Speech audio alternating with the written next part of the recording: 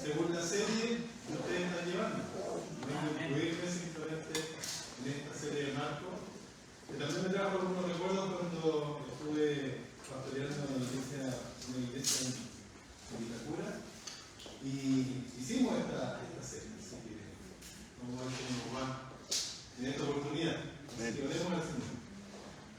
Gracias te damos, Padre, por este tiempo que tú nos has convocado, porque es tu día, Señor.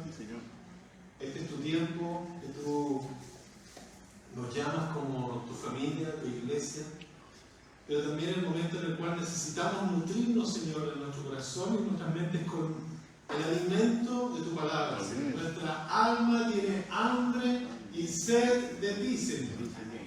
Esa es la declaración que hizo el salmista. Nuestra alma tiene hambre y sed de ti, Señor. Y queremos alimentarnos en el día de hoy.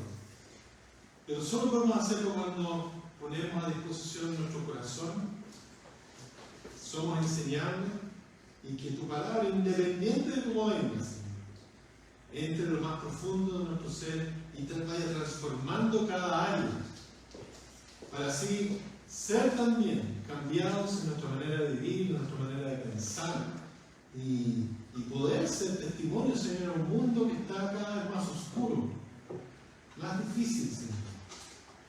Y debemos ser lumbreras en medio de él. Debemos ser luz, debemos ser sal, como leíamos en el pasaje. Así que ayúdanos, Señor. Tu iglesia necesita de ti, necesitamos de ti y de tu palabra.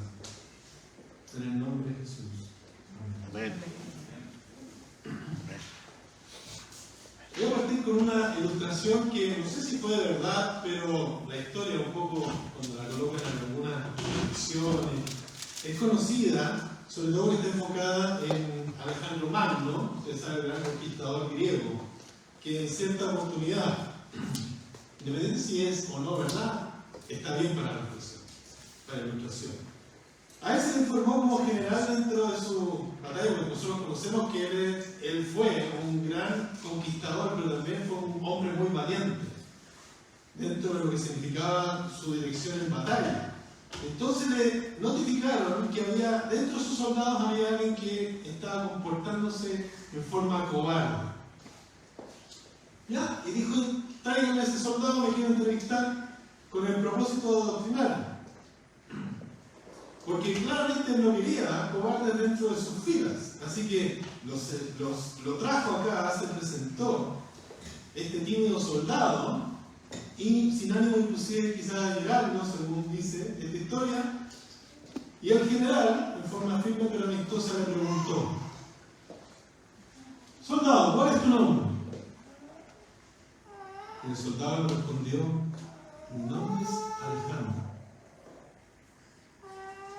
Y Alejandro le volvió a preguntar: ¿cuál es tu nombre? No, ¿cuál es mi nombre? Y el soldado dijo: yo me llamo Alejandro. Y ahí como que puso cara de decepción el emperador.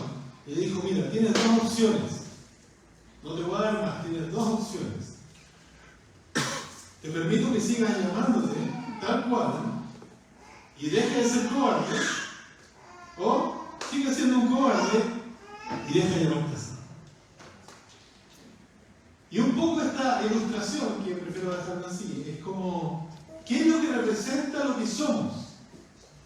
De alguna manera, si nos decimos llamar cristianos, si somos gente que sigue a Cristo, debemos reflejar lo que somos.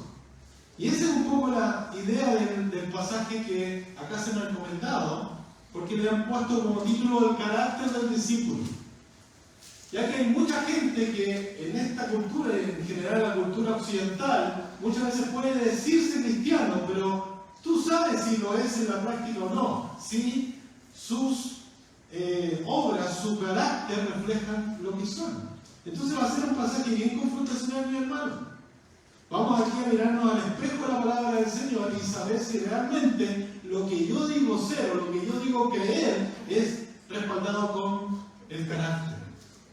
Porque dice la palabra también: por sus frutos los conoceréis. Entonces hay que ser bien consecuentes y aquí va a ser un momento en el cual tenemos que, y ya me miré ante el espejo de la palabra cuando estuve preparando, y más de algún cacho me pegó el Señor. Amén.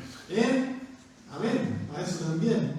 Claramente, a algunos de ustedes quizás les va a dar también. ¿Y qué tan dispuesto estoy yo a revisar mi corazón para que en el fondo mi vida siga siendo transformada con tal de que el que brilla acá no sea yo, no seas tú, sino que sea el Señor? Así es, este pasaje parte directamente con la idea del contexto en que los discípulos estaban orando por un joven para que fuera expulsado un demonio. No sé si la semana pasada habrán visto eso. Entonces, en medio de la situación media incrédula que les dijo Jesús, que al final lo expulsó ellos están saliendo de ese lugar un poco frustrados y necesitan aprender. Y fueron, dice versículo 30, habiendo salido de allí, caminaron por Galilea y no querían que nadie lo supiese. Entonces vamos a revisar 3 características que tiene el carácter de Jesús que veo en este pasaje. ¿Ya? Bien resumido, tratar más o menos de ver. Entonces él estaba yendo ahí, continuando por Galilea y no quería que nadie lo supiera. Curioso, porque siempre acompañaba en grandes multitudes donde él hacía su obra y obraba con milagros y poder, pero en esta oportunidad él no quería que nadie supiera por dónde estaba yendo en la región caminando por Galilea, porque dice en el versículo 31, porque enseñaba a sus discípulos. Había momentos en los cuales Jesús se apartaba con sus discípulos y entregaba enseñanza de oro. Tenía 3 años nomás, y él lo sabía, y tenía que ministrarle estas cosas que después ellos iban a ser encomendados por él. Entonces, no quería interrupciones y lo que quería enseñarles en esa oportunidad, y viene a continuación en el mismo versículo donde dice, el Hijo del Hombre será entregado en manos de hombres y le matarán. Pero después de muerto resucitará al tercer día. Miren la enseñanza. Miren la declaración. Los discípulos, por segunda vez, enterándose de que Jesús iba a morir. Su maestro, su Mesías, iba a morir, iba a ser entregado en manos de hombres. O sea, le dieron más detalle que la primera vez le matarán y después de muerto resucitará al tercer día. Entonces, una de las cosas que surge de inmediato en medio de esta declaración, y es un poco lo que va a ir desarrollándose en medio del pasaje, es una de las cualidades que vienen de Jesús y que deben reflejarse en el carácter de cada uno de nosotros. ¿Por qué? Les voy a decir lo siguiente. Lo que surge aquí es la humildad. ¿Qué saca? ¿Cómo puedo sacar de esta declaración la humildad? Pero si te pones a pensar en el resto del Evangelio, te das cuenta que para Jesús obrar esto también manifestó ser humilde. Él mostró con su ejemplo la humildad, aun cuando nosotros no merecíamos ser tratados de esa forma. Y la humildad es un pilar importante dentro de nuestra iglesia, de la relación que hay entre los hermanos. Porque si la humildad no está siendo desarrollada, siendo manifestada como fruto del Espíritu, o parte del carácter del cristiano, es difícil que se mantengan relaciones unidas. Empiezan los conflictos, las divisiones, la necesidad de figurar, porque el contrario de la humildad, ¿cuál creen que es, mis hermanos? La soberbia, el orgullo. Si en la iglesia se va dejando por cuenta propia que el orgullo se manifieste, en nosotros entonces van a haber divisiones, van a haber peleas, van a haber situaciones donde yo no voy a querer ministrar a otros con los dones que el Señor me ha dado, y no la vamos a pasar bien. Y de hecho, seríamos hasta vergüenza para la gente nueva que llegara. Si la gente empieza a olfatear que aquí sigue habiendo lo mismo que en el mundo. Porque somos llamados a ser diferentes. Somos llamados a vivir una realidad diferente de la que hemos vivido. Y en este caso, la humildad obviamente es parte de lo que Dios busca, porque si uno ve en Isaías 66:2 dice, yo pongo la mirada en los pobres y en los humildes de espíritu. ¿Dónde escucharon eso? ¿En otro lado? En la bienaventuranza, los humildes, los pobres de espíritu. Es lo que Dios estaba buscando. Inclusive sigue hablando en 66:2 donde dice, y en los que tiemblan a escuchar mi palabra. En los que vienen con humildad a seguir lo que yo les daba. En la carta de Pedro, el capítulo 5, versículo 5, también dice, y todos revestidos de humildad. O sea, es algo de lo cual yo me debo vestir en la práctica, en vuestro trato mutuo. Es importante entonces que podamos ministrarnos unos a otros con un carácter humilde. Porque el principio está claro desde el Antiguo Testamento, Dios resiste a los soberbios. O sea, no se la lleva pelada, aquel que trate de figurar, Dios lo va a resistir. Pero da gracia, el favor de Dios a los humildes. Y claro, ahí nos desafía a todos, nos desafía a mí. Porque la tendencia natural es llevar adelante mis propios deseos sin darme cuenta, a veces ciego de lo que significa el buscar mi propio beneficio y no el beneficio de los demás, o creerme el cuento, como decimos aquí en Chile. Me creo el cuento. En cambio Jesús, ¿por qué digo que acá se desprende la humildad? Porque el Jesús, y escuchen esta frase, Jesús fue el primero en ser el último. Fue el primero en ser el último, como lo describe Filipenses, cuando dice, haya pues en vosotros esta actitud, que nos recordó el apóstol Pablo, que hubo también en Cristo Jesús. Fíjense, la actitud, el cual, aunque existía en forma de Dios, no consideró el ser igual a Dios como algo a que aferrarse, sino que se despojó a sí mismo, tomando forma de siervo, haciéndose semejante a los hombres. Siervo. Está hablando de la palabra esclavo. Ese era el original. La idea, hallándose en forma de hombre, se humilló a sí mismo, haciéndose obediente hasta la muerte y muerte de cruz. La misma declaración que le dijo a sus discípulos. Entonces, desde Jesús empieza ya a manifestarse esta declaración que claramente en el 32 dice, pero ellos no entendían esta palabra. ¿Qué significa que Jesús me declare que va a morir, que va a ser sepultado, entregado en manos de hombre y después va a resucitar? No entendían. Porque no les había revelado tampoco la aplicación por el Espíritu Santo. Y además tenían miedo de preguntarle, ¿por qué será? O sea, quizás pensaron en que ellos tenían una idea diferente de lo que significaba ser Mesías. Puede ser. Querían ver un Mesías triunfante, un rey conquistador, y resulta que, ¿cómo ahora va a morir? ¿Se va a dejar matar? No. Este no es el reino que yo estaba esperando. Este no es el reino por el cual lo estoy siguiendo. Y entonces debe haber existido conflicto, porque además implicaba que esto venía añadido en seguirlo a él con persecución, sufrimiento y muerte. Si le hacían esto al Mesías, ¿qué no le iban a hacer a él? O a ellos, sus seguidores. Pero Jesús seguía insistiendo. Y quería esta charla interna y nadie entendió para qué en ese momento. Pero nosotros, gracias a la extensión del Evangelio, podemos entender el Señor quiere que seamos humildes. Que dejemos de lado toda manifestación del orgullo, y si se manifiesta, a cortarlo de una. Cuando alguien nos diga y se dé cuenta de eso, no soy un gringo, y sigue avanzando, porque llega a Capernaum en el 33 diciendo, y cuando estuvo en casa, ya dejaron de andar por el camino, y les preguntó lo siguiente: aquí viene la otra conexión, porque todos estos pasajes están conectados uno con otro. Dice, ¿y qué disputabais vosotros entre vosotros en el camino? Porque Jesús también está atento a todas las conversaciones que tenemos entre nosotros. ¿Sabes tú? No, si a veces uno viene a la iglesia y piensa, no, aquí tenemos que comportar correctito, voy a decir las palabras correctas, con la entonación correcta, y resulta que después cuando salgo en un lugar me enojo cuando estoy manejando, o con mi esposa, no sé. Jesús está atento a cada uno de nuestras conversaciones. Y en ese sentido le preguntó, ay, bueno, ¿y qué hablaban? Pero ellos, calladitos. Mejor no hablar para no meter la pata, seguramente. Y yo creo que estaban callados en el sentido de quizá confrontados, acusados, porque lo que estaban hablando en el camino hacía exactamente, en el 34, habían disputado entre sí quién había de ser el mayor. Decía, oh, estos discípulos. ¿Quién iba a ser el más importante? Por eso les digo que está conectado con la humildad.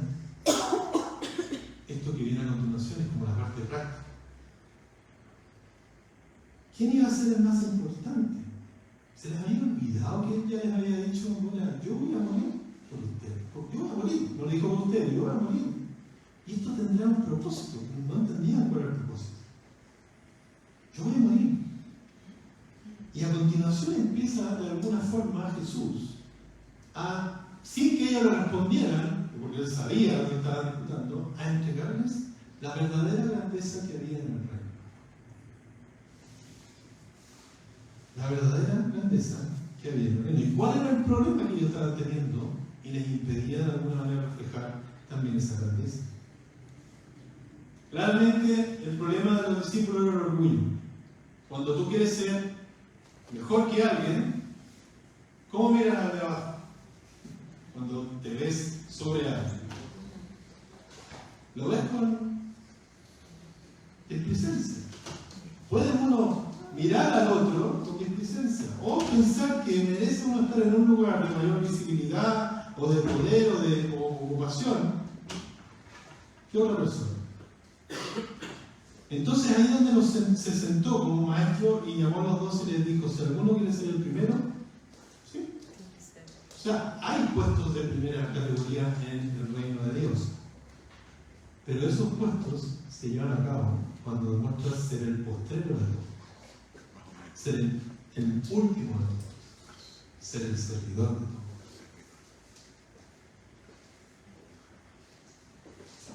Y esto, mis hermanos, es contracultural, porque esto no se da afuera. No.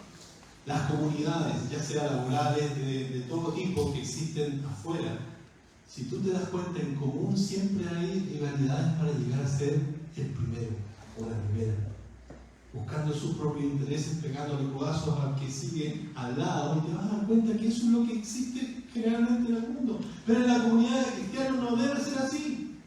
La cultura de afuera debe ser eliminada entre nosotros. Y de hecho nosotros debemos comportarnos afuera como Jesús se comportó con todo el mundo. Y eso es lo que está llamando a practicar entre nosotros. Porque ligado a la humildad, dice, además, esta es la segunda cosa que se debe manifestar en el carácter cristiano, es ser el servidor de todos.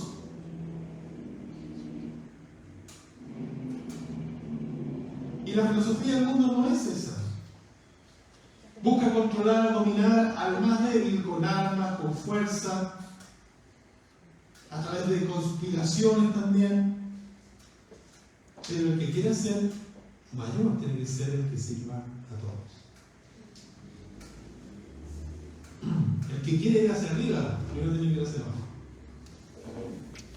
Y ese principio no lo debemos olvidar, mis hermanos, porque nuestra tendencia primeramente es ir hacia arriba, siempre. Buscar, exaltar mi corazón, mi persona. A veces de diferentes formas, aunque seas piolita, lo puedes manifestar de otra forma ese pecado. Porque es orgullo. Entonces hay dos caminos en la iglesia: o sirves a todos siendo el último, o eres servido. Y aquí está el contraste. Nosotros debemos tener la tendencia de servirnos unos a otros, humildemente, ministrándonos el Evangelio, y no esperar a ser servidos.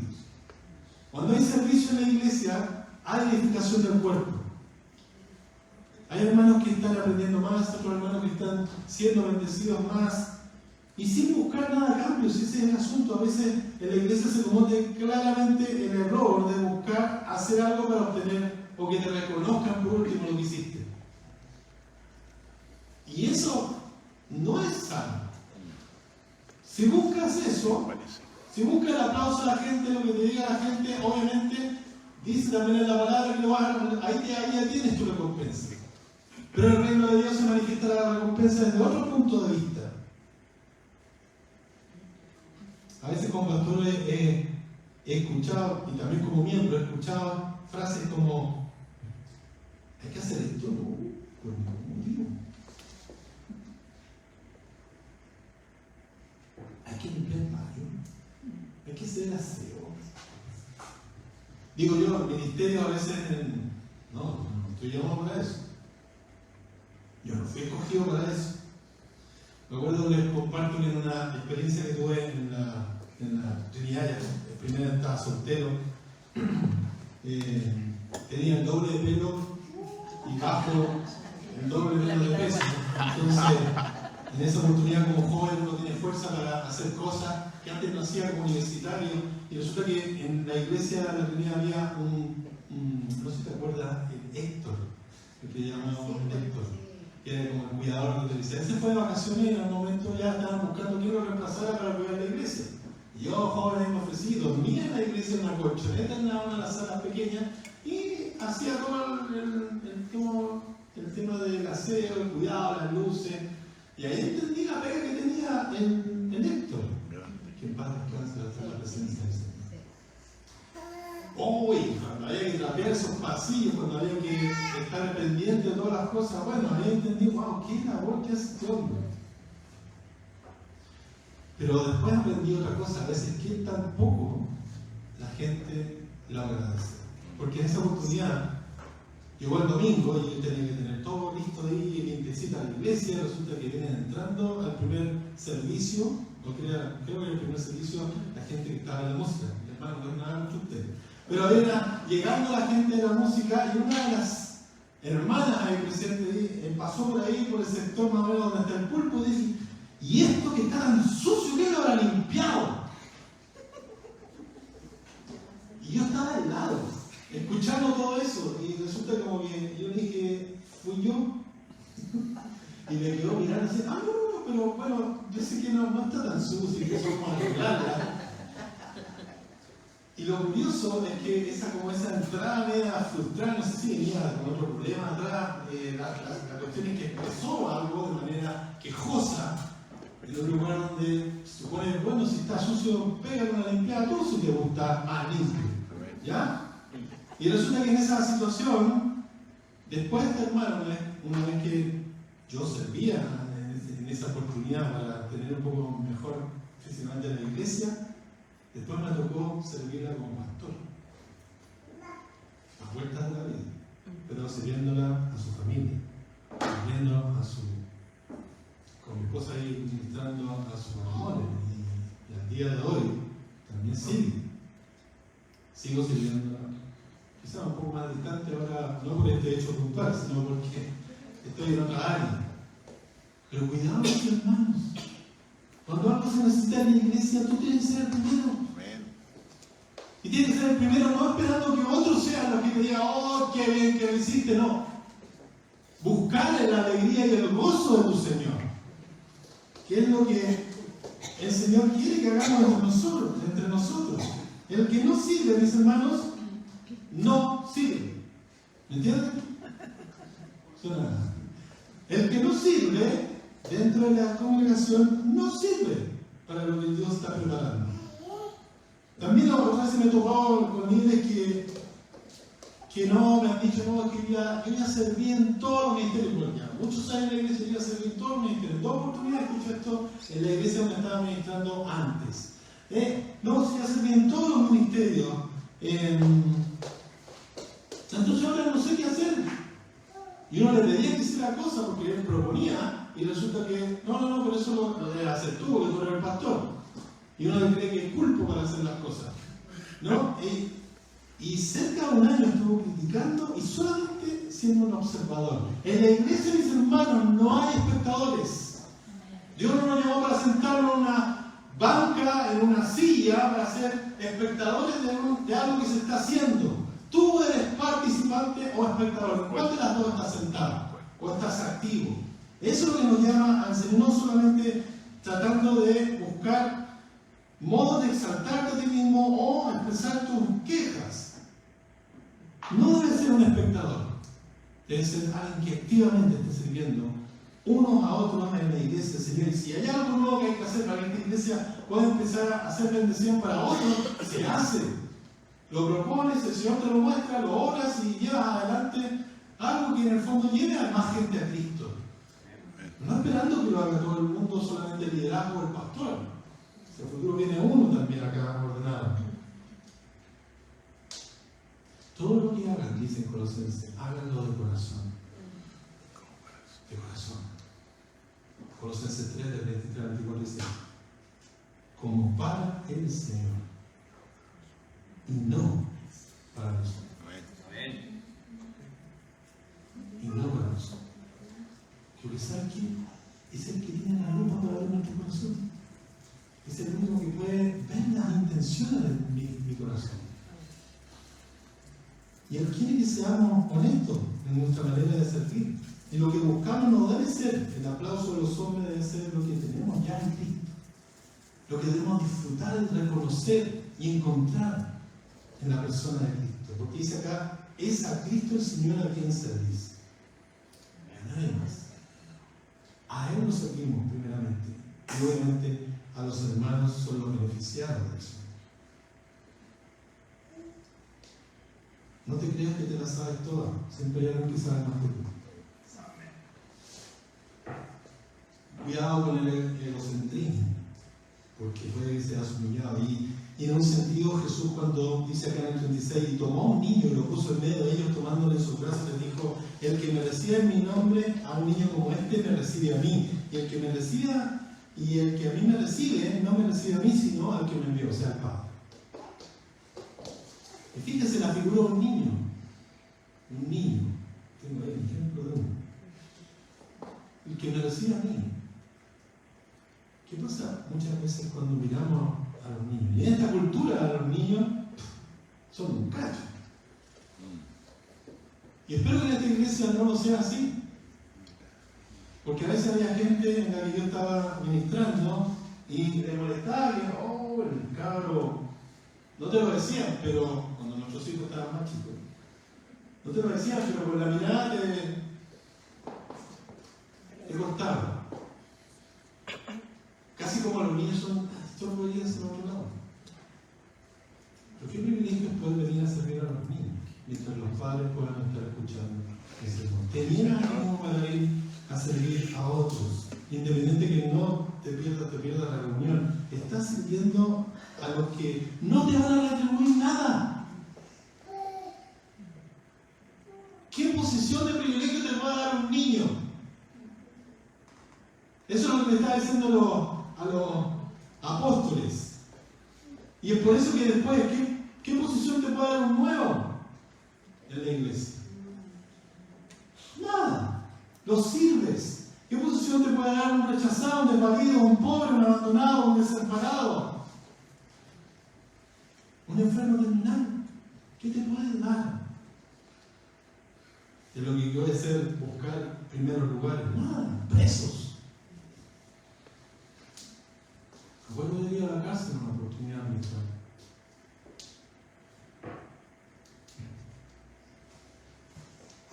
Entré y salí igual, solo que ministré al Señor, ¿no?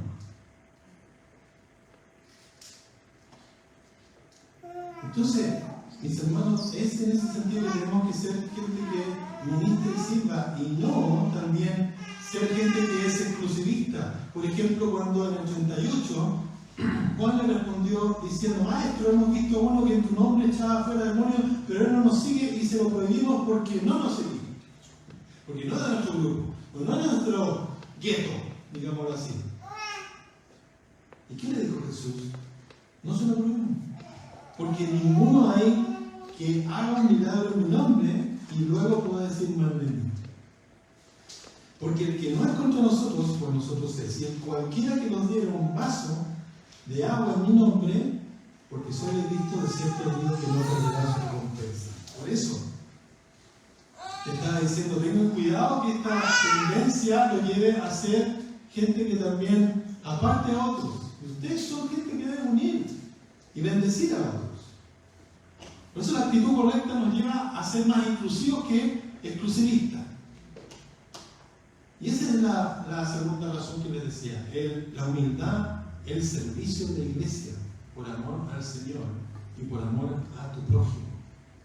Deben ser características que broten de los discípulos. ¿Cómo está tu carácter en ese sentido? Porque la última cosa, y con esto ya voy finalizando, es la última característica: que debemos ser gente que aborrece el pecado. Fíjense cuando ahí aparece en el versículo 43 esta frase: si tu mano te fue ocasión de caer o pecar, ¿qué dice? Córtatela. Si tu pie, córtatela. Si tu ojo, sácatela. Sácatela. Y la frase común que sigue, no sea que teniendo dos de estas cosas, dos ojos, dos pies, dos manos, vayan al infierno.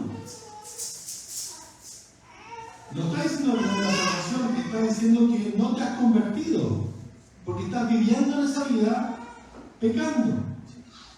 No te has convertido, porque igual si uno no tuviera alguno de estos miembros del cuerpo, seguiría pecando, porque el problema está no en lo físico, el pecado en sí, sino en el corazón, que es donde sale la manifestación del pecado, después de lo físico. Entonces, está diciendo, tengan cuidado, porque en ese lugar, al fuego que no puede ser apagado, donde el gusano de ellos no muere, el fuego nunca se apaga, el infierno será echado. Y está hablando de discípulos que en el fondo hacen todo lo contrario. Son gente que no quiere pecar, no solo delante del Señor, sino hacia otros. Y entonces esa exageración, no es que literalmente Jesús esté diciendo, córtate los pies, sácate el ojo. No. Es una manera exagerada para dar en cuenta, si tú vas a tratar el pecado en tu vida, tienes que ser radical. Tienes que tomar decisiones radicales si esto ofende al Señor o te lleva a dar mal testimonio de Él. No es el automutilarte, sino simplemente o matas al pecado o este te mata a ti. Ese es el contraste fuerte. O matas el pecado que habita en ti o este te mata. Obviamente que los que no están convertidos al Señor los matan en el infierno. ¿Tú estás convertido? ¿Convertido? Eso no lo sé yo. Tus obras te dirán si realmente estás siguiendo al Señor, porque te repulsa de alguna manera el pecado, te incomoda el pecado y luchas contra el pecado, pero si lo dejas y te llevas así por Él, te está dando una posible manifestación de que no estás convertido o convertida. Entonces la idea acá es que tengo que mortificar lo que me aparta del Señor. Y esa es otra parte última del carácter del cristiano. Tengo que buscar que los deseos que habitan aún en mí, el pecado, sean muertos.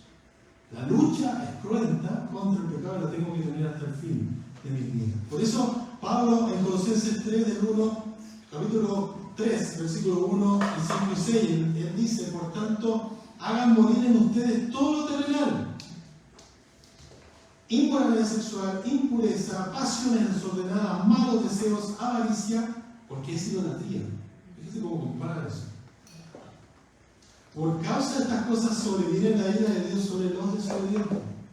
También ustedes que practicaron estas cosas en otro tiempo, cuando las vivían en ellas. En Romanos habla lo mismo, pero si ustedes tienen conformidad a la carne, morirán. Pero si dan muerte a las obras de la carne, escucha bien esto, por medio del Espíritu, viviremos. Nos mantendremos en la vida de Cristo. ¿Estás luchando contra tu pecado? ¿Contra el pecado que busca manifestarse en ti? Constantemente. Es una lucha diaria. Pero puedo vencer esa lucha en el poder del Espíritu Santo, buscando los deseos de Dios. Pero debo ser intencional. Debo hacer aquello que Jesús también a Dios aborrece del pecado. Y por eso el castigo fue directamente a la cruz.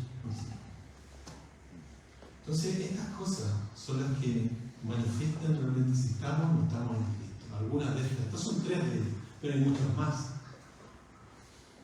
Y el desafío que trae esta palabra, mi hermano, es si tú estás en ese camino, andando y mostrando, simplemente por obra del Espíritu Santo, el carácter de Cristo. Humildad, servicio a todo tu dolor. Y también batallando contra el pecado. Sabiendo que no estamos destinados para el infierno, estamos destinados para la vida eterna. Y los que están destinados a la vida eterna, los que se han convertido, batallan contra el pecado en su vida. Y manifiestan la gracia para ayudar a otros a batallar en su vida. ¿Estás tú en esa dinámica? Porque si no estás, tienes que arrepentirte y buscar al Señor.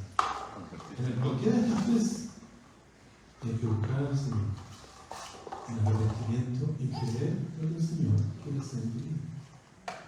Amén. Amén. Vamos a orar al Señor un momento.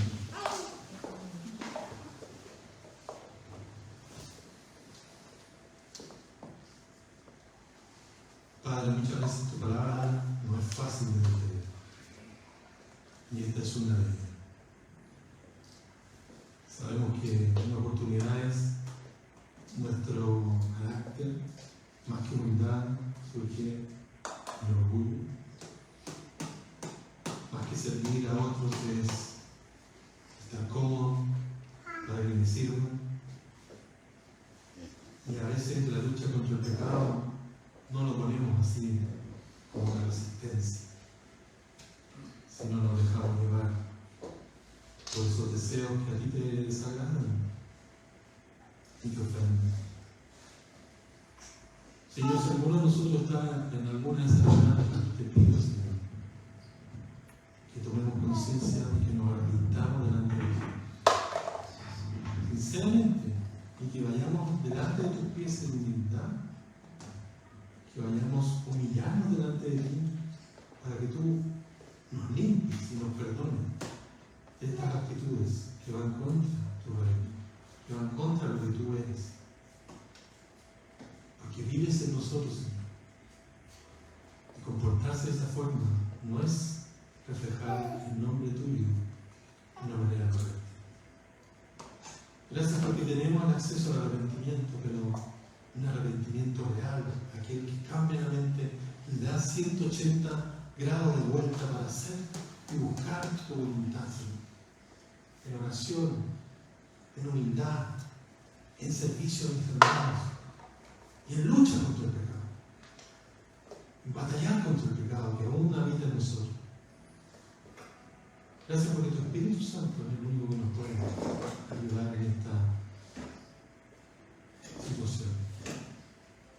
Y tenemos tu perdón, Señor, tenemos tu gracia para que nos libre. Así que si hay alguien acá, Señor, que está en alguna de estas tendencias, te pido que toque su corazón, Señor, que le hagas tomar en serio la necesidad de ser un verdadero discípulo de Cristo, que impacte no solo a otros, sino también que lleve y brille tu luz en los lugares donde tú nos envías para dar testimonio de ti, para hablar y no tan solo hablar, sino vivir la contracultura de ti. Te pido por esta iglesia, Señor, que puedan ayudar a crecer más en esta área y que sean bendiciéndose unos a otros, sirviéndose unos a otros, ministrándose tu evangelio unos a otros, y tu amor crezca en medio de ellos. Todo esto te lo pedimos en el nombre de Jesús. Amén. Amén.